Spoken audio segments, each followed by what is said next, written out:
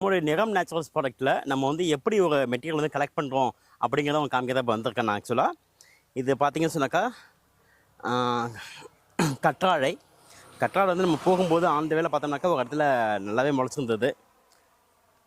ஏன் முடியும் அதுக்கு தான் இப்போ வந்து உங்களுக்கு காமிக்க தான் வந்திருக்கேன்னா.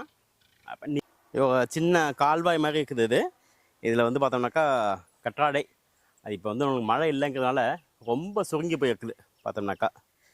ஆனால் இந்த மாதிரியான இடத்துல இருந்தால் நம்ம வந்து ஒரு நேச்சராக வளருதில்ல, அதைத்தான் நம்ம வந்து யூஸ் பண்ணணும் நம்மளோட ஹெர்பில், நம்மளுடைய ப்ராடக்ட் எல்லாத்துலேயுமே. தெரியுங்களா உங்களுக்கு? கற்றாழை தண்ணியே இல்லாமல் எந்த அளவுக்கு வந்து சின்னதாக சுருங்கி போயிருப்பாங்க. இதே நம்மளுக்கு வந்து நல்ல மழை பெஞ்சு தண்ணி ஆற்றுல தண்ணி வந்துன்னு சொன்னாக்கா நல்லா பெருசு பெருசாக வந்துடும் உங்களுக்கு அந்த கற்றாழையை கூட பண்ணை முறையிலையும் வளர்ப்பாங்க. எனக்கா நிறைய தண்ணியை விட்டுட்டு நல்லா பண்ணை முறையிலையும் வளர்ப்பாங்க. அது நல்லா ஒன்று இவ்வளோ பஸ் தட்டி ஆகும் உங்களுக்கு பார்த்தோம்னாக்கா.